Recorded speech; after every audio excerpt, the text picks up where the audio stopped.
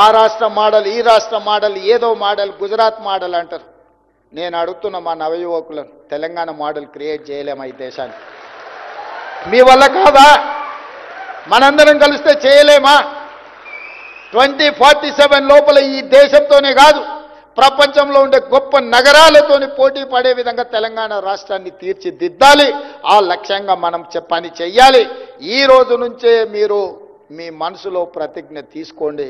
తెలంగాణ రాష్ట్ర పునర్నిర్మాణంలో భాగస్వాములు కావాలి. చివరగా ఒక్క మాట, అప్పుడప్పుడు మా రామకృష్ణారావు గారు, మా బట్టి గారు నేను మాట్లాడుకుంటుంటాం. రాజకీయ నాయకులకు, ప్రభుత్వ ఉద్యోగులకు ఒక సిమిలారిటీ ఉంది. ప్రభుత్వ ఉద్యోగంలో కానీ రాజకీయాలలో చేరినప్పుడు చాలా గరం ఉంటారంట. కొంతకాలం అయినాక కొంచెం నరం అవుతారంట. ఇంకొంత కాలానికి బేషరం అవుతారంట. అంటే గరం నుంచి నరం, నరం నుంచి బేషరం.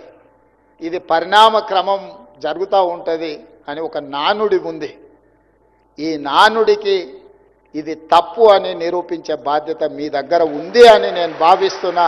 మీరందరూ కూడా ఖచ్చితంగా తెలంగాణ ఉడుకు రక్తాన్ని ప్రదర్శించి తెలంగాణ భవిష్యత్తు నిర్మాణానికి మీరు సహకరించాలి. పేదవాడు, నిస్సహాయుడు నీ దగ్గరకు వచ్చినప్పుడు సహాయం చేసేటప్పుడు మీ కళ్ళల్లో మీ తల్లిదండ్రులు గుర్తు రావాలి. మీ తల్లిదండ్రులు 90% ఇక్కడ ఉన్న వాళ్ళు పేదరికం నుంచే, మారుమూల ప్రాంతాల నుంచో, గ్రామీణ ప్రాంతాల నుంచి వచ్చారు. రేపటి నుంచి మీరు అధికారులు కాబోతున్నారు, ఆఫీసర్స్ కాబోతున్నారు. నిన్నటి వరకు మీరు నిరుద్యోగ యువకులు, గ్రామీణ ప్రాంతాలలో ఉండే సామాన్యమైన కుటుంబ సభ్యులు.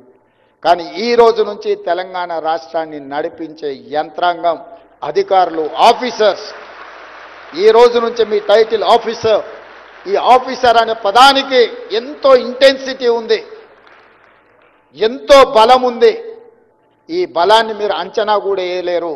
మీకు అన్ని డోర్లు ఓపెన్ అయితే ఎక్కడికి వెళ్ళినా this is green card, green channel for your future. ఒక ప్రజాప్రతినిధికి, ఒక ఉన్నతాధికారికి ఎక్కడికి వెళ్ళినా డోర్లు ఓపెన్ అయ్యేది. కొన్నిసార్లు జీవిత కాలంలో కూడా ఆ డోర్ మన కోసం ఓపెన్ కాదు. కానీ ఒక అధికారి, ఒక ప్రజాప్రతినిధి అయినప్పుడు ఆ డోర్లు అన్నీ ఓపెన్ అవుతాయి. ఇంత గొప్ప అవకాశం మాకొచ్చింది, మీకొచ్చింది. మీరు మేము కలిసి తెలంగాణ నిర్మాణంలో భాగస్వాములం అవుదామని తెలియజేస్తూ మరొక్కసారి మీ అందరికీ, ముఖ్యంగా ఇక్కడున్న నిరుద్యోగ యువతీ యువకుల యొక్క తల్లిదండ్రులకు మనస్ఫూర్తిగా నేను అభినందనలు తెలియజేస్తున్నా. మీరు కన్న కలలు నిజం కాబోతున్నాయి. ఇక్కడ ఉన్న వాళ్ళందరూ కూడా తల్లిదండ్రులను మంచిగా చూసుకోండి అని సూచన చేస్తున్నా. తల్లిదండ్రులను మంచిగా చూసుకోకపోతే తొందరలోనే చట్టం తెస్తున్నా, 10% మీ జీతం కోసి చక్కగా మీ తల్లిదండ్రుల ఖాతాలు వేస్తా.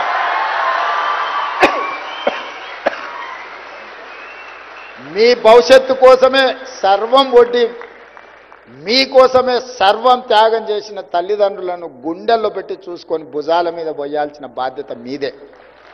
ఎవరైనా ఎక్కడైనా నా దృష్టికి తల్లిదండ్రులను నిర్లక్ష్యం చేసిందని తెలిస్తే మాత్రం తప్పకుండా మీ 10% జీతాన్ని కోత విధించి మీ తల్లిదండ్రుల ఖాతాల్లో వేస్తానని తెలియజేస్తూ మీ అందరి దగ్గర సెలవు తీసుకుంటున్నాను.